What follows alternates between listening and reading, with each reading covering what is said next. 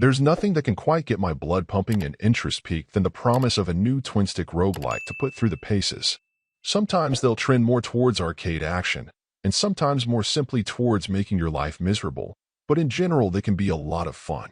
Metal Mind, while it doesn't break a great deal of original ground, still delivers the action where it counts, and is a good time if you don't mind some frustration along the way.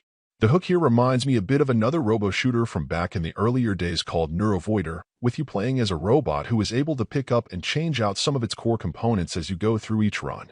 While it would be obvious to focus mostly on hoping for new weapons, there are times where changing out more fundamental parts like your chassis can have the most vital effects. Part of this is tied to the fact that with heavy weapon use tends to come a buildup of heat, something that can normally be a challenge to manage. But when you're under pressure from multiple enemies or bosses, it's even harder to be mindful of.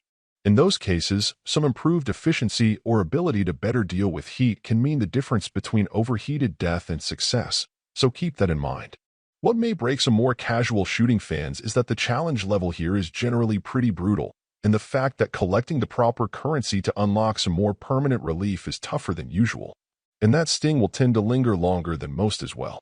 One contributor to this is that it just feels more common to get stuck with junkier gear on your average run than the norm, so you'll more often need to be able to gut things out further into your run in the hopes of getting some relief than normal.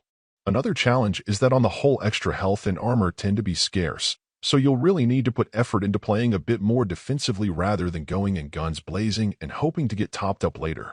All of this comes together to make for a somewhat novel and certainly difficult shooting experience.